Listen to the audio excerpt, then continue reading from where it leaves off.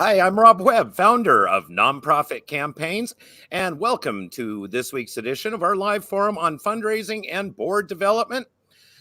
Our topic this week is how to reduce staff turnover in our nonprofit industry, and my guest this week is Beth Fisher, who is the Chief Advancement Officer of Mel Trotter Ministries. Welcome, Beth. How are you? Hi, Rob. I'm great. Thank you for having me. I'm happy to be here.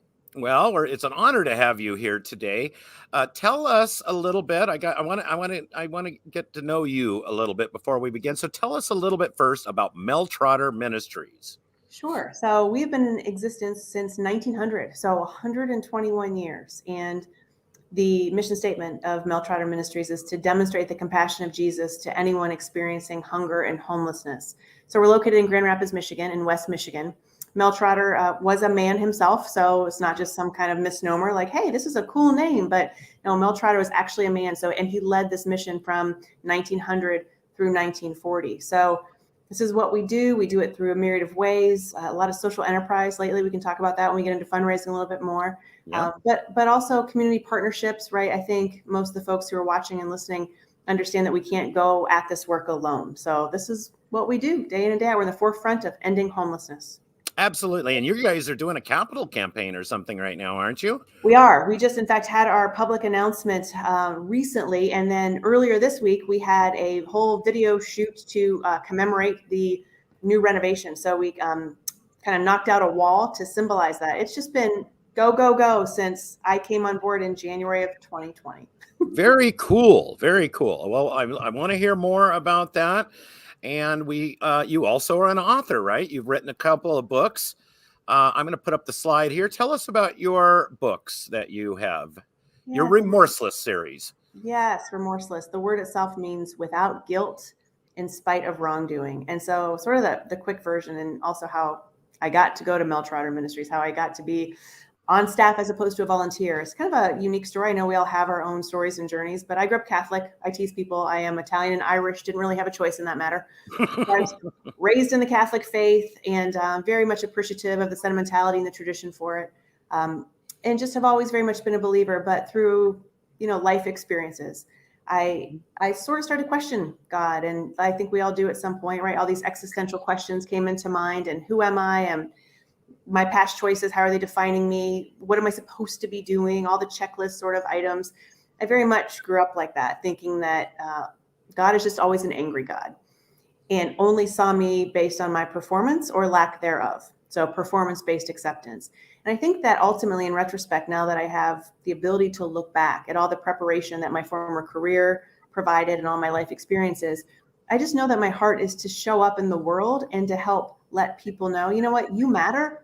In spite of the wrongdoing, you are forgiven in spite of the past choices. And so this is really, I believe, what drew me to Mel Trotter Ministries, because most of the folks that we serve there, society has sort of deemed as, well, just those homeless people, as opposed to this is a transitional period in your life. This is a circumstance. This is not your identity.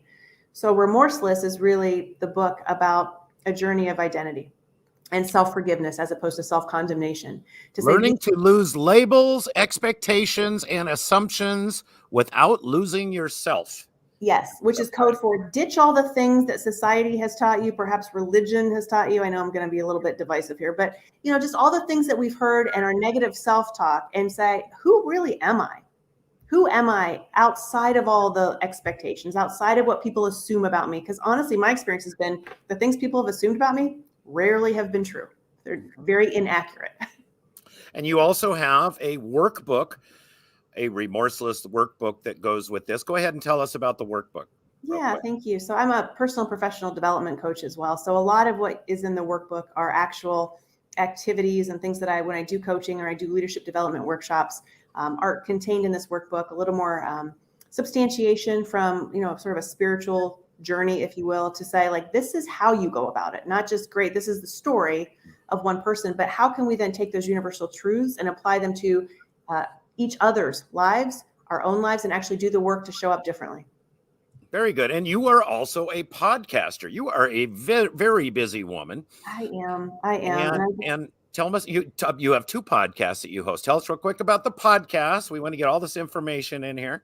Sure. Thank you. So it's actually a show called Remorselessly Biblical, and obviously based on the book. And so it's a TV platform called Life Network for Women that approached me and said, hey, could you come on to the show and just do what you do? Talk about your journey, talk about, some scriptural passages and preaching like you normally do. And I'm like, are you sure I'm your girl? Because I kind of talk a little bit directly. And they said, yes. It's great. So Remorselessly Biblical goes onto the Life Network for Women platform. It's also my website and YouTube, but then that gets turned into the Remorseless Podcast. So yeah, both of those things. Very good. You are a busy person today. I forget real quick. I want to welcome the people that are joining us for our live stream today. If you are watching from Facebook, you can participate in the live chat. And I already see we got a couple of comments in that live chat. Jump in the live chat, say hello. You will need to give StreamYard access for your name to show up. And if you don't do that, you're going to have to tell me who your name is. So it'll just come up as Facebook user. Kai Weiser is in here from Pagosa Springs, Colorado. Kai is a client and an old friend. Danya Webb, our consultant and grant writer from Idaho, is in the room right now and then just said hello. And I know there's others in there. Jump in, say hello. Tell us about your nonprofit. And if you have questions for Beth as we journey into this discussion on how to retain good quality nonprofit staff, go ahead and put the questions in there. If you are watching us from YouTube, you can't participate in the live chat, but you can watch it on your living room TV with a glass of wine, and that's pretty cool. So let's get into this discussion a little bit. The nonprofit turnover is a huge issue for nonprofit organizations right now, and it's costing nonprofits a lot of money, and it's costing them a lot of time and effectiveness. The fact is, it was pretty much widely understood that the average length of time for a development director and development staff is 18 months on the job, and I read something recently that's gone down to 16 months, and it's really a sad state of affairs. There is a lot of cost to the nonprofits out there, and there is, and let's face it, I mean, if you're a new development director, it takes you a year and a half to kind of get your arms around this thing, right? And develop those relationships. And you, now I want to hear a little bit about your journey, and we're going to talk a little bit more about this subject. Tell us about your journey and how you got to Mel Trotter Ministries. Sure. Yeah. So I was in corporate sales and consulting for 25 years. And I would go into industries around the country, sometimes into Europe and outside of the US, of any shape and size. So industry agnostic. I would go into manufacturing organizations, higher ed, hospitals, et cetera, nonprofits as well, and automate business processes. I have a very high business acumen, and I love organizational behavior and organizational structure. So I was doing that for a very long time. My daughter, who's now 24, graduated from college, and she said, Mom, can I come home and live with you? This might be the last time that we're ever living together until I go off into my own journey. And she's in a master's program. And I said, sure. Yep. That sounds great. Of course you're welcome here. She said, you should not work. And I said, what do you mean? I've been working since I've been 14 years old. And she said, well, I know you've always wanted to write a book. You should just take a break and write a book. So that is how that came to be. Oftentimes I say in jest, our kids teach us more than we teach them. So I took a break. A 9-month sabbatical from my former corporate sales career with every intention, Rob, of going back there once the book was published. So I was on a leadership workshop where Mel Trotter Ministries staff was also attending. And I had known Mel Trotter folks for about 3 years because I was volunteering there. I was teaching devotions to the guests. So I saw them at a leadership conference and I said, how are you guys? And they said, great. How's your book? And I said, well, I'm just kind of waiting. And they said, you know how to raise money, right? I said, yes. How can I help? I thought it was another volunteer opportunity. And the VP of HR said, send me your resume. I said, okay. Out of nowhere, doors open, right? We all know that this happens and when you're least expecting it. So I sent her my resume. My stomach kind of dropped like I was a middle school girl at a dance. I had no idea. And the next thing I know, I'm being interviewed for a director of development position. which before I even came on staff turned into the vice president of advancement, because we're just going to combine development and communication. That's no big deal, right? I said, sure, I can communicate. Yeah. So that is how I got to Mel Trotter. It was not on my to-do list, not on my own, by my own sort of seeking it out. I just had been there teaching and volunteering, and this happened. So here I am. And your previous life, you worked on a lot of business processes that you've brought to this nonprofit industry. Tell us the difference between working in the for-profit industries and for-profit field and the nonprofit field. And, should there be a difference, right? I mean, we're all businesses at the end of the day that may need to have a bottom line. Nonprofits have surpluses, where for-profit industries have profit. What's the difference there? And should there be a difference? Yeah, I love these questions and I love this talk track. Oftentimes, people say, is she serious? But the answer is yes, because in my humble opinion, than anything else we can do in the world. And so for me, yes, it's one thing to be on a manufacturing line and automate processes around that in accounts payable or human resource department when you are manufacturing a product, but we are transforming people's lives. And so for me, to apply business process so you can work more efficiently, more productively with the right people in the right seat on the bus matters so much more than in any other construct. Not to say it's not important elsewhere, because it is. But when I first got to Mel Trotter, one of the very first things I did was I took one look at the CRM and said, who here thinks this is a good idea? and I also knew enough about organizational behavior and structure to know that I couldn't come in here in one fell swoop, just change everything. But man, I wanted to, like, in the first week. So for about 17 years prior to me coming on staff, Mel Trotter Ministries used Blackbaud. That was their CRM system. There was no insight into the donor. There was no visibility. There was no workflow. There was no intentionality. There was no process or strategy. It was just like this big, vast, dark hole that had already existed. And much like I had often heard, always pretty much heard in the for-profit world, when I would ask people, why do you do things this way? Why are you structured like this? They would say, we don't know. We've always done it this way. Mm-hmm. And that is when I really started to dive deep and say, let's explore that further. What about this do you like? What do you not like? What makes your job easy? What makes it difficult? Mm-hmm. And as we started to kind of go down that path, which again, I was very familiar with and loved, people would say, yeah, we don't know. We don't know why we're 4 weeks behind in sending a donor a thank you. We don't know why when they only give online, as an example, and they're a sustainer, they give online monthly, we're sending them a paper thank you every month. I would say these things, let's just think about them from a strategic standpoint. If you were on the other side of this transaction, what would you think, right? Mm-hmm. So my answer is the business process itself is not different. Accounts payable is accounts payable. Human resources is human resources. Strategy is strategy. What is different is the pace often and the budget, right? So it's a matter of how can we show ROI? How can we take a budget that we have inside of a nonprofit and be smarter with what we have in place and start to question and really say every dollar adds up. It's not about money that we're just going out and ascertaining from donors. It's not incoming money only. It's how are we stewarding the money that comes in here from a business process perspective. I loved it. I still love it. Automation is really important with nonprofits. It's something that I'm going through. We're coming up on our year anniversary of nonprofit campaigns, in 25 years of Danya and I out, being the independent consultant, right, where we'd parachute into an organization and we'd have our 6-shooter on and we would be we'd be the consultant and the expert and tell them what to do. Nonprofit campaigns were growing, right? We got a lot of people to serve. And we're doing online training courses and consulting services and coaching programs. I'm learning automation is really important right now. There's just not enough hours in the day. Okay. So what are some of those processes that you are bringing to the table that is helping your development professionals? And by the way, how many staff do you have working for you there at Mel Trotter? Overall, at the mission, we have about 180 folks on the advancement team. On our team, we've got about 10 people on advancement. Does that includes communications and marketing and all that? Because you oversee that whole thing. Correct. As well as events. Yep. And special events. Okay. So there's a lot going on that plate. Yeah. And what is the budget of the organization? What do you guys bring in? This year, 7.2 million is what we're targeted.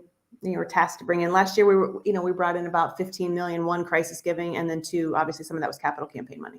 Yeah, and that capital campaign, everything is on steroids now, right? So all those people are really on point. So let's go back to my original question. Thank you. Somebody put a like in there. We appreciate it when you like our thing. Go ahead and hit the like button. Go ahead and hit the love button. As I said that, Love Augustine just came in and joined the group, one of our members. Thank you, Love, for pointing your name in there. Hit the like button, hit the love button, hit the wow button. Don't hit those angry buttons or, sad buttons there. And if you guys that are watching, go ahead and post your questions in here. We're diving deep today, and we're going to have a good conversation. And we want to make sure we get a chance to answer all your questions and comments. So go ahead and put those in there in the live chat. And we're going to go back to Beth and ask her about this automation and the streamlining and question that I asked about 5 minutes ago.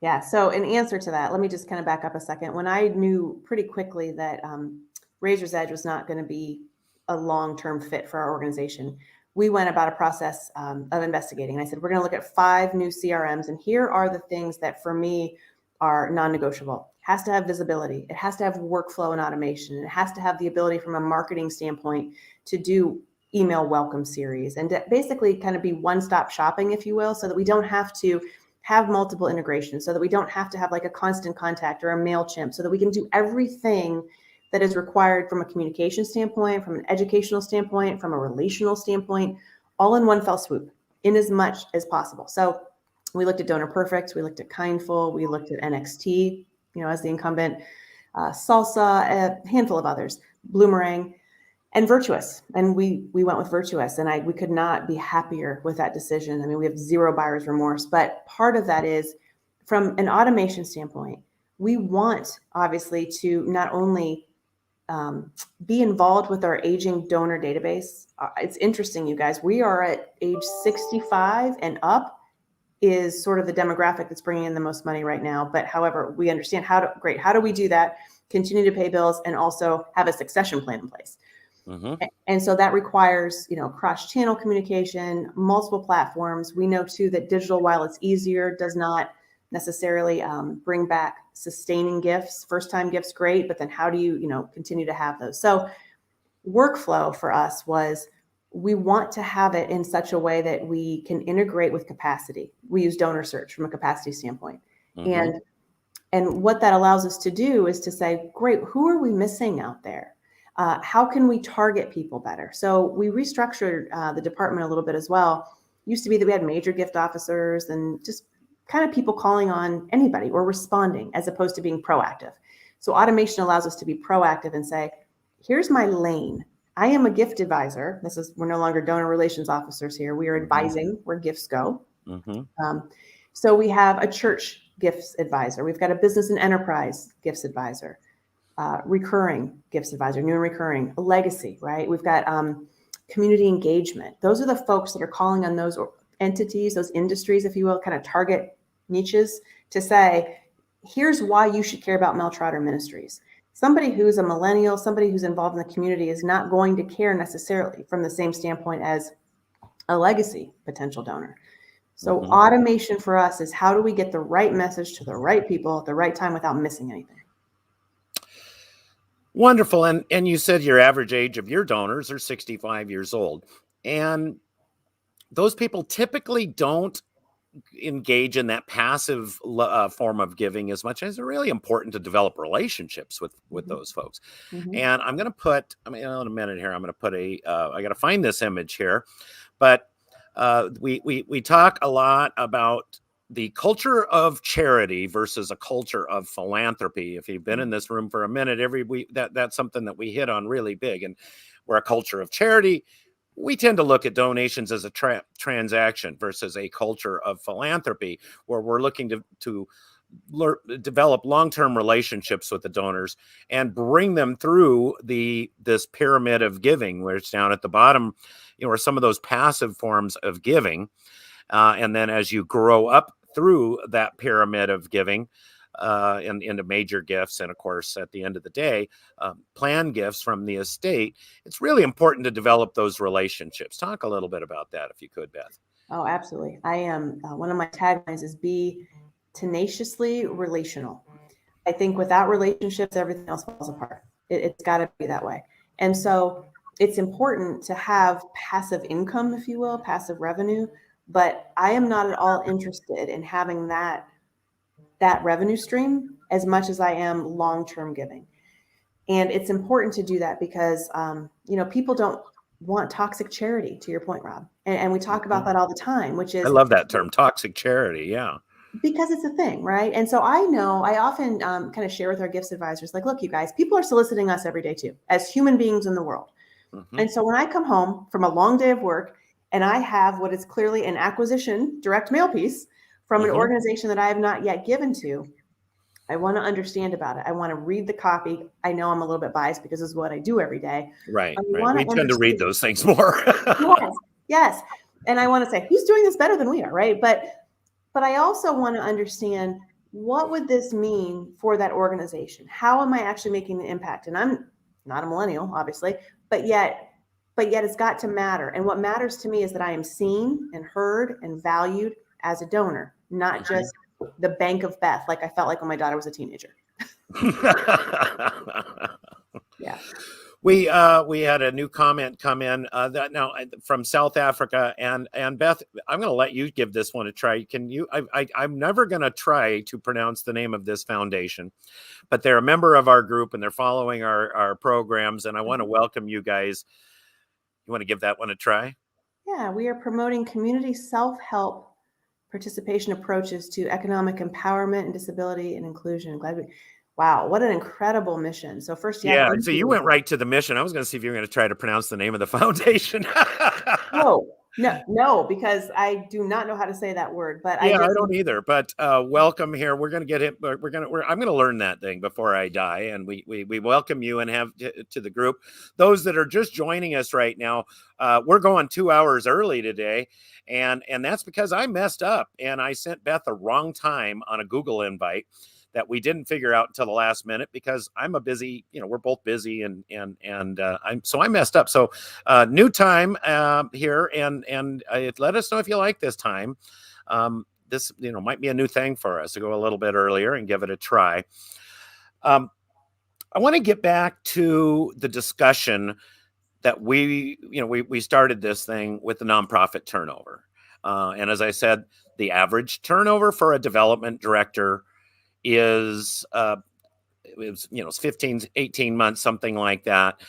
For a executive director, it's a lot better. It's about 6 years, I believe, is the last I saw was the average turnover for executive director, CEO type of nonprofit people. And what are we going to do? What do you think are the causes of this turnover? You see it, and I'm sure in your industry, and you are proactively working to keep your team happy and engaged and on the job. What do you think are the causes of this turnover? Yeah, I think a lot of it is burnout, and I think a lot of folks are, and this might be a generalization, so I don't mean to paint it in one fell swoop broad brush. However, I am learning. I've been here about coming up on 2 years. I was ill prepared for this because keep in mind, I came from a tenure of 23 years at one organization. So I was not used to turnover at all. So when I came here and I heard this, first I thought, well, why didn't somebody tell me this in the interview? People leave every year and a half. But I thought, how do we fix this? Because clearly it costs so much money to onboard new employees. So what is actually, to your point, Rob, what's the problem here? Why are we losing good people? So I always go back to, well, are we hiring the right people in the first place? And are we hiring people, again, this is the broad brush stroke thing, who are actually here to do work as opposed to receive work? That, for me, at least in the industry where I am, is an interesting conversation. We serve people, as you know, who are marginalized, who have come through prison systems or who have come through situations that have rendered them homeless and have rendered them without food and relationships. We often work really hard to dispel the myth that people who are homeless run out of money. True, but they run out of relationships first. So if you and I all of a sudden found ourselves without any kind of income, we perhaps would not end up at a homeless shelter because we've got people, relationships who would say, fallback plan or yes, something. Yeah. yeah. And so for me, it's a lot of times the staff who, at least in my experience so far, they are at the mission to be relational more so with the population we serve than the population that we need to go after to support the cause monetarily. So it's a matter of, I go back to my book, I go back to identity. Who are you? Are you fulfilling your spiritually, your callings, your giftings? Or are you here perhaps to fill a void that is masked under a job? I know that's kind of that's one reason. So that's more of a personal staff, right? One-on-one, are you on the right seat on the bus? The other reason is leadership and structure within. Are people happy because are they just going through circular motions? I'm writing thank you notes. I'm logging notes into Razor's Edge. I'm doing all this busy work when I was hired to be a relational donor relations officer, a gifts advisor. I'm here to advise people why they should contribute to our organization. And if we as leaders have not provided them the tools to do it, the processes to do it, and the freedom to do it, then they're not going to like their jobs. Yeah, you said a few really important things that I want to touch on. And the first one is the right fit. And if we're hiring the right person and the cultural fit between the person and the organization and the team of people that are there, how do you look at that as the chief advancement officer and size that person up and see if they're, and I think that's more important than skills sometimes. Absolutely. So we use a lot of Patrick Lencioni leadership books. I love his principle: hungry, humble, and smart. People smart. Are people hungry for this mission? Or are they humble? Do they show up every day in a stance of humility, a posture of humility? And are they people smart? So those things really matter. So for me, there's a slippery slope because I feel like, am I judging this person? No, I am using my gut instinct and my experience of reading people fairly well to say all day long as a leader, I would take somebody who has heart and who is teachable over somebody who experientially on a piece of paper, on a resume says, oh, I've been in fundraising my whole life. But if they're not humble, they don't treat people well, and they don't really care for the cause, they just want to be there to sort of, from a selfish perspective, I'm not interested. I would rather take somebody who has less experience, but is humble and teachable and really cares for the cause. I'll take them all day long. Thank you. I love that comment. The other thing that you said was leadership. And I'm going to bring up an image. I can't even read this image, so I'm not going to leave this one up. This is, something we found that was 15 reasons why nonprofit employees quit, right? And the first one they have is money. I don't think money is the issue. I think the biggest issue is people don't feel supported by their boss, by the board of directors. I think that's probably one of the biggest issues. And a lot of nonprofit execs, and certainly a lot of nonprofit boards that haven't developed that culture of philanthropy, they look back and they say, whoop, we hired a development director. That means we're kind of hands off now, and that we'll be less engaged in fundraising. And in my opinion, when you hire a development director, that means that the executive director and all the staff and all the board members are going to become more engaged in fundraising and need to invest more time into that process than less time. Give me your thoughts. Yeah, no, that's exactly right. And I always equate it to team. And so, as you know, successful, if we use the analogy of an athletic team, there are role players on that team. So as an example, I love basketball, so I'll use that. A point guard's job is not to get rebounds. A point guard's job is to run the execution, the strategy of the play that the team knows and has worked together towards. So if all of a sudden a point guard decides, you know what, I don't really want to bring the ball up the floor anymore. I'm just going to go under here as somebody who's 5'3", and I'm just going to grab a rebound against somebody who's 6'7". Not going to work. Not going to work.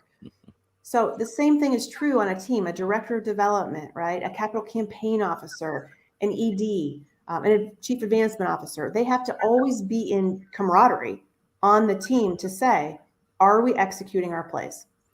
Are we actually executing what we know from a strategic standpoint is the best thing for the long-term goal, right? So if the long-term goal is we have to have a $7.2 million operation budget by the end of our fiscal, in addition to a $15 million capital campaign, how do we do that? Because we can't all be moving on the floor at the same time with each of us with the ball, right? Like, how do we actually work together from a streamlined approach so that we're not duplicating efforts, so that we have our messaging down, so that we're not in front of the same donor at the same time with multiple asks? Like, what are we actually doing? Who's coaching this thing, right?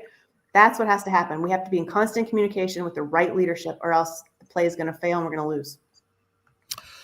Now, let's talk about some of the other causes of why this, before we get into the solutions. Let's talk about some of the other causes of why people leave. And once again, if you're watching this on Facebook and one of the many Facebook groups, go ahead and put your questions in here. We're going to let you guys get a chance to, I haven't seen any yet. I'm going to go back in here and take a look at the comment section.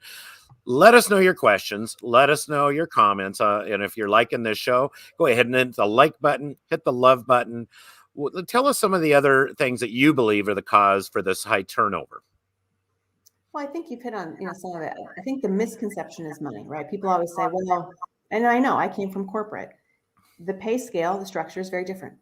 So if somebody comes into nonprofit with the expectation of I'm going to make the exact same, income that I did in for-profit, then those are the wrong folks, again, back to the wrong seat and they're on the bus. So I think that's more of a misnomer than fact. I don't think that lack of pay structure is really what renders people to quit. I think it is a matter of mismatched expectations. So I think if clarity is provided on the front end, like if somebody says, I'd like to apply for this job, I think I want to go into advancement, I think I want to become part of the development team. Do they know what that entails? Is the organization communicating that clearly, what those job descriptors really mean? This is how we do things. So again, it goes back to process with the right tools. So if those things don't exist, then by default, they cannot be communicated to a new employee. And then everybody's frustrated because people say, this isn't what I thought my job was. And then when they go to seek out help, if that leader of the department says, I don't know, I'm kind of winging it, right? If strategies aren't in place, then it just becomes sort of the onion continues to peel back layer by layer until the frustration builds and they say, I'm out of here because I'm not able to do what I thought I was hired to do. Mismatched expectations is a big one, I think. Yeah, studies have, I think it was Compass Point. I can't remember who did the study, but there was a study out there and it said like the more than half of the nonprofit executive directors and CEOs were displeased with the outcomes and the performance of their development director.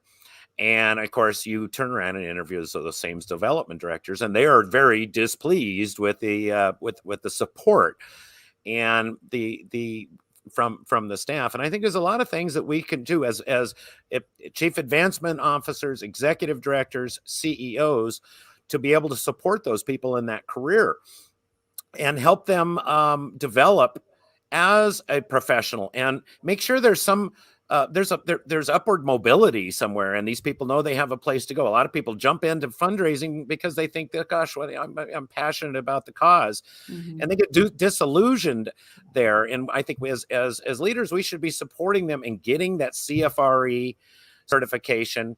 We should be helping them develop and see the big picture of where you could go as a development chief advancement officer, as an executive director, and helping them in that. Now, how can we better support our staff in that? Yeah, I think, again, it goes back to clear communication. I've always said clarity is kindness. So I think it is wrong. And so the onus falls back on leadership if they are not communicating that effectively. And to your point, providing professional development, providing avenues of growth, providing opportunities on the communication department. As an example, I've always asked my team, we've got quarterly meetings, and I'll say, what personal goals do you have here? How can I help you continue to grow? So that at some point, we've got a lot of younger folks on our team, and at some point they say, thank you for this learning experience. I would like them to say, I learned so much professionally in this role that I'm now able to take that on the next phase of my journey. I think we're not necessarily doing that well as leaders. I think we're more tunnel vision to say, this is our budget. We've got to hit this budget. How are we going to do this? It's year end, right? And so we've got 70% of our revenue coming in Q4. Well, what are we doing the rest of the year? And so people start to panic. And I see I'm going to jump a little bit. I see Yep. Emily's point over here too. Yeah, I was going to jump right into Emily's question right there. Thank you, Emily Capelli, for coming in. Probably she's a development director, I'm guessing. Yep. It says, one of the biggest misconceptions I found as a development director is the pace of money coming in. The expectations of the executive director and the board of directors are often not realistic. Yes. Amen. Help me answer that question. What a good question. Thank you, Emily. Yes, I love it. And it's exactly right. So it goes back to setting expectations correctly and clearly. And so you guys might know, I push back a little bit sometimes. And if an ED or a board says, well, this is what we know you can bring in July, I'll say, tell me how you think that. Tell me why you think that. How do you think that's possible? What are your suggestions for doing this differently? Have we seen previous results that would indicate that this is true of our demographic, of our timing? Because often, to your point, it's not true. And it's not a matter of development officers not doing their job well. It's not a matter of bad relationships. It is a matter of unrealistic expectations from the board or their ED, because they're just like, well, we think you should be bringing in $400,000 a month. And I'm like, it's not going to happen. What we can do is say, over the year and year over year, we should experience increases if we're doing our jobs well, retention, cultivation, so forth. But it is not realistic to say, why did you not hit this number in April, May, or June, or whatever the bad months are? Because then it discourages people, right? It lowers team camaraderie and sort of like, it just takes the wind out of our collective sails going into a year end or whatever that is. So it's all about clear communication, having those meetings, having a voice to say, I hear you, I appreciate your thought, you're wrong. Thank you. I love it. Thank you for answering that. I want to go back to the money question, because so many people say, oh, they leave for the money. And let's face it, right now, with this turnover, there is a huge demand for development staff. And I am somebody that thinks that development director, all nonprofit staff should be paid a living wage and a good wage. And one of the things we have this culture and somehow in the nonprofit world where, suck it up. We all don't make enough money, and either, live with it or get out, which I think is a really bad way for people to look at. But now let's look at salaries and think how we can fix that. I was going to say not NSFRE. AFP has a code of ethics, and one of the things is that we do not take percentage-based fundraising. But does that mean we can't offer a bonus to an advancement person, development director, for hitting those marks? And let's say at the end of the year, it's like, hey, you hit this mark, this mark, this mark, this mark. We want to be able to provide you a financial incentive that's not tied to a percentage-based compensation. What do you think? I love this. We just rolled it out July 1st. I have been pushing for this since I came on board. And I'm like, what do you mean people don't make commission around here? They're like, this is nonprofit, Beth. I went, okay, can we call it something else? And we did. It's an incentive program. Because really, if you just ask the opposite question, which is, what is if I'm sitting in their chair and I'm calling on donors and I'm doing all the things that I'm supposed to be doing, to what end? What is actually motivating me? Mm-hmm. I mean, somebody can come in here and they can go to their database, they can go to their portfolio and say, these are the people in here. Gee, I think I should maybe write a thank you note. I think I should call them. But what's going to motivate somebody to bring in new business, new donors, new targets? I mean, how do you do that? So we did. We went back 2 years. We took the top 100 donors in their portfolios, which also helped us to scale their portfolios way down, because some people were just out of control. And when we got their portfolios down to a reasonable number within their vertical, if you will, businesses, churches, etc., we said, great, with these levels of increases, you can expect this percentage of a bonus, and up to a capped amount, up to $15,000 extra a year, each gift advisor has the ability to make. Absolutely.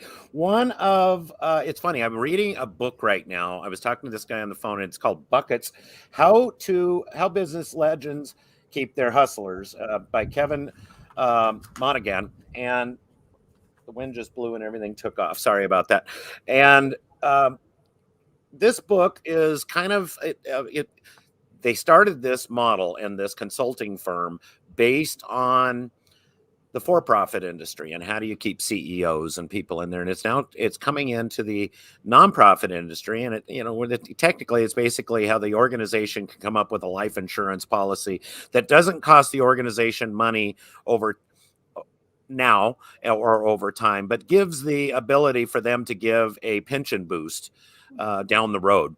And I think we got to be looking at different kinds of reasons to incentivize and keep people in. A lot of the people in our industry come from the private sector and not and for profit, and they come in, they get disillusioned, and they exit and they go back in that direction and say, okay, I got to make some money before I retire. And they, so we got to be looking at ways not only for those entry level and development associates and stuff like that, but for the CEOs and stuff. We've got to make this competitive.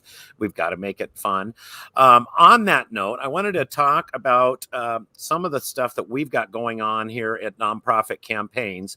And thank you, Emily, for your question. Other people, throw those questions in there. We got about 20 minutes more. I've got a few questions. I want to make sure we get all your questions answered.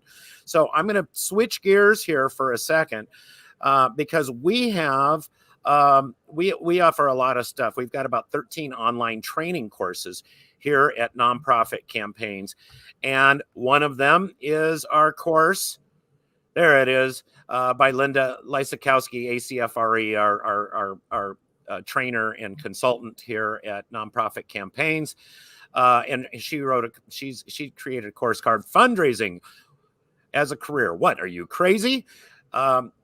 And she has Linda and I emailed this morning. We're offering a 20% discount on that course right now. And forgive me if I can't remember the price of it, but it's a 4 video-based course with a free book.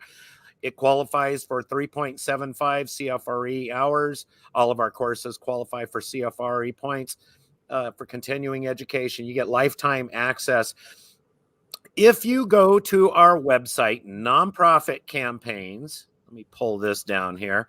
I always get lost when I do this, but I'm going to do a quick screen share and try this out today. If you go to our website, nonprofitcampaigns.com, I think you'll get there by .org or .co and other places. And we have, if you go to the online training page here, you will see our online training courses that we've produced. Our FundDuel Campaigns, which is our virtual online fundraising platform for special events and hybrid events. That is very cool. But you'll find this page down here, courses by Linda Lysakowski, ACFRE.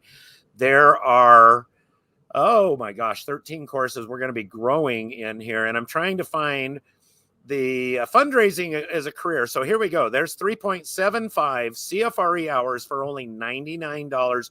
We're offering a 20% discount on that course. And there you are. I lost you guys. Okay. We're offering a 20% discount. If you go in, purchase that course right now. During the month of August, put in the coupon code LL August 2021, LL for Linda Lysakowski, August 2021. Put that coupon code in there. You get 20 bucks, I guess, 20% off of that course. I think it's really good. I think nonprofits should be buying this and giving this course to their staff, because this gives us a great opportunity, especially those entry-level people, and gives them an opportunity of how, a learning experience of, gosh, how can I grow, and how can I do this, and how can I succeed, and where's the upward mobility, and how do I get there? So thank you for giving me that opportunity to do a quick commercial about Nonprofit Campaigns and our courses. Linda Lysakowski and myself are and Danya Webb, our consultant in Idaho, who is our expert grant writer, we're all available for consulting. And we're going to be starting a new program very soon where we're going to be doing some coaching, kind of a 6-week coaching program. Some, organizations like you, Beth, you can afford to hire a consultant to come in and do this. A lot of these smaller organizations can't do that. So we're trying to come up with cost-effective ways for you to get that coaching and you to get that experience and learn these things. And so we're doing a group training program that we'll be announcing next week. Phew. Okay. Mark Webb, my son and the president of Nonprofit Campaigns, says hello from Long Beach. We're a Long Beach-based company. I get to work remotely here from Maui, and he's in charge of everything that's important. I'm the director of fun here. I just get to have a good time. All right. We're going to go back to Beth. I want to ask you a few more questions. We're going to jump in there and answer everybody's questions that that are coming in. So send those questions to the chat. Let's talk about authenticity. My notes say, is it a buzzword, or does authenticity truly matter these days? Go get them, Beth. I could not be more in favor of living authentically than I am right now at this point in my life. For many years, at least in my experience, I did not show up authentically. And what that did is render me stuck a lot of times saying, who am I? And am I making decisions, career decisions, personal, relational decisions, life decisions based on who I really am, who I was created to be, or on other people's expectations? That carries into the workplace. And so when people show up and they are not fully bringing their actual, authentic, full, true selves to the table, the hiring table, the team table, eventually that facade kind of cracks. You can't keep up an imposter version of yourself forever. And that is when I think a lot of the disillusionment happens, that they're disenchanted with their jobs. I'm not happy. This isn't what I thought. And the question often is it that the job isn't what you thought? Or is it that you are not a good fit for this because you sort of talked yourself into being one, right? So it has to come from a place of authentic decision making. And the only time we can actually make real decisions for our lives is if we are being true to ourselves. It's a lot of work. It's a lot of inner work. And for somebody, I'm not sure if I have any Enneagram fans on this call right now, but I'm really big into that work. And it came, out of the churches. It is a spiritual sort of DISC assessment, ENFJ, right? But Enneagram has no numbers, and you kind of can't trick it. I tried to trick the Enneagram for a lot of years, and it didn't work. I'm a straight up 3 on the Enneagram. I also 8 is a close chaser because I'm a social justice kind of girl too, a challenger. Knowing that, though, has helped me understand how when my shadow side shows up, like when I'm under stress, when I have staff turnover, when we're not hitting revenue numbers, how am I then, what does that do for my leadership? So I think really understanding who we are authentically, truly, how God made us to be matters so much, because then we can interrupt our own narrative to say, all right, I'm not responding how I really want to respond. I'm not responding humbly, right? Kind, people smart. It's all intertwined. And I feel like when we start to compartmentalize our working lives and our home lives and spiritual, emotional, physical, that does one of those areas a grave disservice, all under the heading of decision making. So I could go on about this, honestly, Rob, because authenticity to me is where it's at. Because without it, who are we and what are we doing? I've learned years ago to just when I'm meeting with boards and I'm meeting with clients to say this, I am what I am kind of a thing, and this is what you see is what you get, and having to try to be that same authentic thing wherever you're at, because people are going to see through it if you're not, especially if you're developing relationships with staff, if you're developing relationships with donors, they're going to see through that. If you are not real, if you're not genuine, if you are not passionate, right. Oh gosh, these are the things get me all excited here. I forgot what I was talking about. I get into this Stark attack mode while I get all passionate and start talking about it. I forget what I was going to ask next. Let's talk about a little about leading teams. Mm-hmm. I'm still looking for a few questions from people in the group, Emily, or suggestions. Emily or others that are there that have suggestions. Danya, if you want to jump in there. Love. Kai Weiser, who has led teams.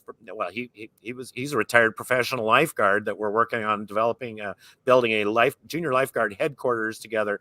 You guys that have led teams, I want to hear your advice and feedback to the folks in the group and the people watching on the replay. And if you have more questions, put them in there. Tell me, Beth, how do you think is the best? How do you lead your teams, and what do you think is the best way for a leader to effectively lead their team? Yeah, wow. This is sort of a loaded question because, as you probably picked up on, I'm super direct. But again, authentically is the best way to lead, because people need to know what to expect. It's like parenting. Leadership is a lot like parenting and saying to your kids, look, this is what I kind of expect of you. And if you make the choice to not do what is required of you, then you know what? If you want to have a 10 p.m. curfew and you come home at midnight, you're going to get grounded.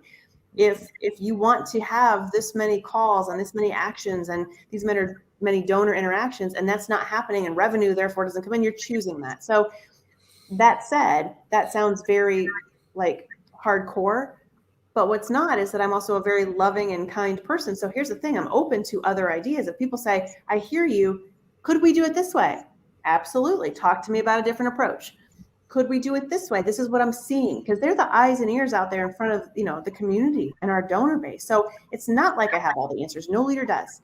But what we are tasked to do as leaders is to, again, clearly communicate the goals, the initiative of the team, and say, do you understand this charter, your role on this team?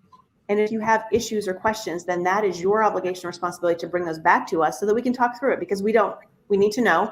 And we can absolutely adjust as we go. We can come up with new plays. We can come up with new strategies. We can come up with perhaps even a new donor target group, right? But unless we're talking this through, it's not going to work. And blame shifting for me is that my team knows. They often say, don't tell her that because she's not going to buy it. Mm-hmm. Yeah. And one of the things I think is very important is, if you make a mistake, own it, and don't shift it on your team. Own it in front. I made a mistake. I gave you the wrong time. I sent out an email to everybody that says I messed up, man. Okay, let's own it and move on. And I think your people are going to appreciate that. Also, I think it's really important. It goes back to that thing. People don't care what you know until they know what you care. And especially, in my years working with nonprofits and people here in Hawaii, they will jump through. I mean, Hawaiian, it's all about ohana and spirit and the responsibility and kuleana. Once those teams know that you genuinely care about them, that you genuinely want to help them succeed, they're going to jump through fire hoops for you. Mm-hmm. Mm-hmm.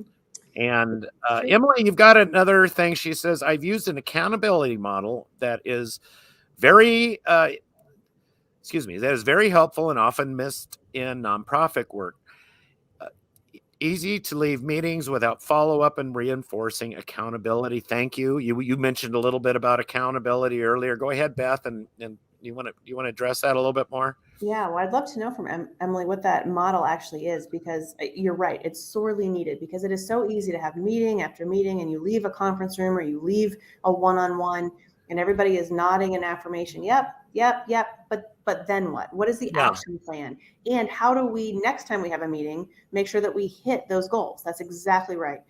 So it's just huge. And it is. I don't know why it's missed in nonprofit. I think that, just again, from my experience, I think that there has not been enough accountability and follow through in the nonprofit world, because I think sometimes people go, well, we're just a nonprofit, or we're lucky to have them. No, I mean, yes and no, right?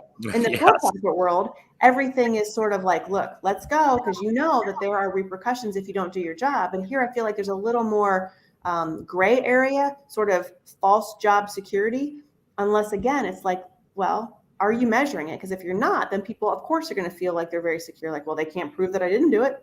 So it's our job to say, yeah, do you understand?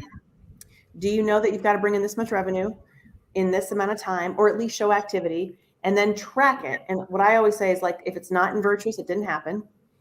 So that's your onus and responsibility. And then let's sit down and talk about it. So I think that's, oh, good. Look at that. Happy to connect. Thank you. Yes, that, thank you. Emily dropped in her LinkedIn there, so we can connect with Emily. And if you can tell us what that accountability model that you use, Emily, that helped keep the team accountable, we'd love to hear it. I know Beth and I would love to see it. And if maybe you could just drop something in the chat there. We've got about 4 minutes left on the clock, but we started late. We actually, I don't know what happened. We hit the live button and it didn't go live. So Beth and I were just chatting away. And finally I looked at her and said, Beth, we're not live. So that's why we started a few minutes late today. So please, thank you, Emily, and everybody else for your comments in there. Thank you guys for hitting the like button. I want to go back to your podcast. I don't know, we could go on and do this for another hour. I mean, I can't believe an hour went by already. I know. But I want to go back to your podcast about I can't remember what you called it, biblically remorsefulness, or wait, how do I got it written down here somewhere. This sheet is so long because you've got so much going on here. I can't even read my own writing here. The podcast is, you've got the Remorseless Podcast and the Remorseless Biblical. Yeah. And I love the title. It says, "How to Read the Bible and Not Feel Like a No Good, Terrible Loser Sinner as You Do It." Yeah. That's it. So the book is called Remorseless. The podcast is the Remorseless Podcast. And again, remorseless means without guilt in spite of wrongdoing. And Remorselessly Biblical is the show. It's a TV syndicated show. And often there's a ton of overlap, because when I record the show, that will go to podcast and so forth. But sometimes in the podcast, I'll talk about other things, leadership and so forth, marriage, life things. So again, for me, my journey was, I always felt condemned. I felt self-condemnation. I was not showing up fully and authentically because I was Catholic. And I thought, you know what? I am really probably going to go to hell about 18 times a day. And I just only ever knew the story of performance. And if you miss the mark, God's not happy with you. It was a lot of self-induced pressure. It was a lot of misunderstanding. It was a lot of, I don't know who God is. I don't know his character. I've just been told this generationally, and I need to know it for myself. And once I went through that process of, I know it's an overused term, but deconstruction, I deconstructed what was told to me, not because necessarily all of it was wrong, but because I didn't understand it as it was delivered to me. So I equate that a lot to leadership as well. It's not necessarily that leaders are saying the wrong things, but are we delivering the leadership messages to the recipients in a way that lands on them and they can connect those dots going forward? Because just as much as the content is important, the way that we deliver it is equally, if not more important, because if it doesn't land on the recipient's ears in a way that makes sense to them, it's useless information. That's honestly how I kind of grew up. I only had a missalette. I thought the Bible was alphabetized. I mean, like, why wouldn't it be? I'm a black and white thinker, A to Z. I didn't know Paul was a real guy. I didn't know a lot of things. So I went back to school and I studied in a way that resonates with me. I'm like, oh, I get it. There's 66 books and there's a narrative. There's a climax to it. I get it. Had somebody explained that to me, I would have felt a whole lot less condemned and wrong and sinful and not good enough and labeled. To that grace part and all that stuff about love and grace and mercy. Yeah. And my gosh, I need a lot of that grace Yes. in my life. Thank you. How do we see your, we mentioned your book before, and I'm going to bring the image up again, and I'm going to talk a little bit about how we got started in nonprofit campaigns before we jump out of here. Where's that image? There's your book. I can buy this on Amazon. Where do I get the book? Yeah, right? Amazon or my website, either one. They're both available. It's available both places. And how do we find your podcast? You can actually go to bethfisher.com. There we go. It's on the media page there. So that's the best way. It's also on Apple and Spotify. Okay. Bethfisher.com is your website. You can go there. One of the things, and I thought I'd tell you a little bit about nonprofit campaigns, Beth, and whoever wants to listen, because, we showed that pyramid of giving earlier. The reason, and the niche that Danya and I have worked for the last 25, 35 years is so many of our clients, so many nonprofits are focusing on foundations and corporations. And they're writing grants. They think the money needs to come from the corporate gifts. I get these questions from people all the time. And they're focusing 100% or 90% of their effort on where 20% of the revenue comes from.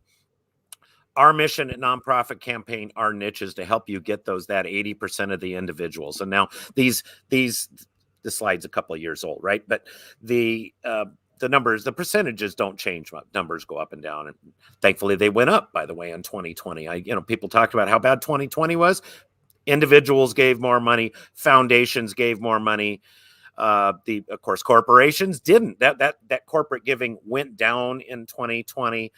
But and to me, this bequest number over here really needs to be part of individuals, because that's our goal at Nonprofit Campaigns, is to help you develop campaigns that are going to focus on individuals and bring them through this pyramid of giving, and where you've got at the bottom of the pyramid, the entry level to the pyramid of giving, where they can give on via direct mail or social media and online giving. and special events. Another course that we're going to be launching here very soon is the 12-step cure to special event addiction. I think so many nonprofits are hooked on special events, and they've got to get out of that. And what we've developed is a program called our High Impact Annual Campaign. And that is, I even got a slide here for that somewhere. Up there's the course. We've got it. Intro to High Impact Campaigns, a guide to prepare for success, is one way we do that. This is the entry-level program, and it's available on our website.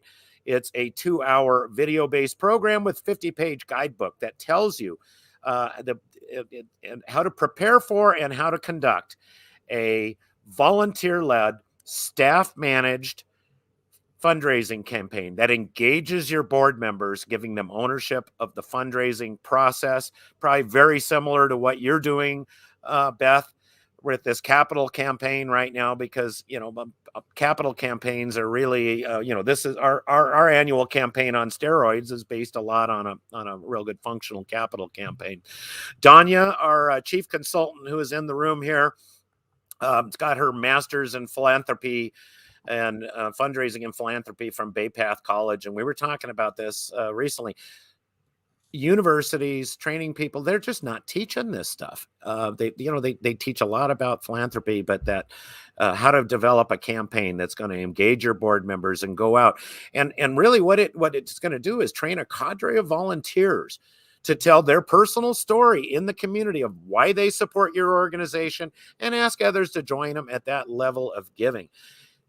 Getting volunteers involved with developing those relationships rather than perhaps that development director that might only be there for 18 months. So that's kind of what we do here at Nonprofit Campaigns. Danya and Linda Lysakowski, ACFRE, and myself are all available for training and consulting and coaching gigs. So get a hold of us and let us know.